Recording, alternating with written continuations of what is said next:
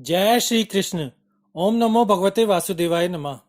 क्या आप जानते हैं कि एक समय दुर्वासा मुनि को अपने जीवन दान के लिए अम्बरीश महाराज से प्रार्थना करनी पड़ी। आइए आज हम इस विषय में जानकारी प्राप्त करते हैं। एक बार महाराज अम्बरीश द्वादशी के व्रत का पालन करके वृंदावन में पूर्ण पुरुषोत्तम भगवान की पूजा कर रहे थे। एकादशी के अगले दिन द्वादशी को जब वे अपना व्रत तोड़ने वाले थे तो महान योगी दुर्वासा उनके घर पधारे और उनके अतिथि बने। राजा अम्बरीश ने दुर्वासा मुनि का आदर सत्कार किया और दुर्वासा मुनि ने भोजन का आमंत्रण स्वीकार करके दोपहर के समय यमुना नदी में स्नान करने चले गए। चूंकि वे वहां समाधि में तल्लीन थे, वे जल्दी न लौट पाए।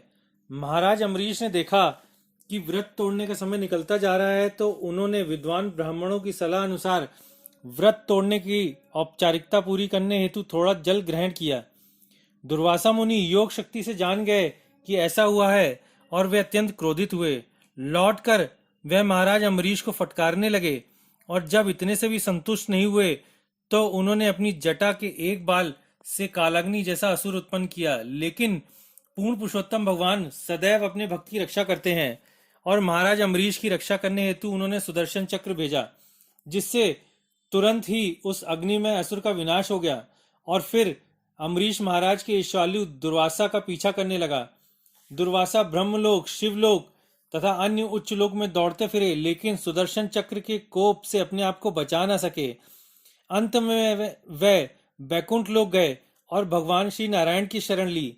किंतु भगवान नारायण भी ऐसे व्यक्ति को क्षमा न कर सके जिसने एक वैष्णव के प्रति अपराध किया था। ऐसे अपराध से क्षमा हेतु उसी वैष्णव की शरण में जाना होगा जिसका उसने अपमान किया था। इस प्रकार भगवान नारायण ने दुर्वासा मुनि को सलाह दी कि वह महाराज अम्बरीश के समीप जाएं और उनसे क्षमा याचना करें। पूर्ण पुरुषोत्तम भगवान श्री विष्णु के आदेश से श्री दुर्वासा मुनि तुरंत महाराज अम्बरीश के निकट गए और उनके चरण कमलों पर गिर पड़े।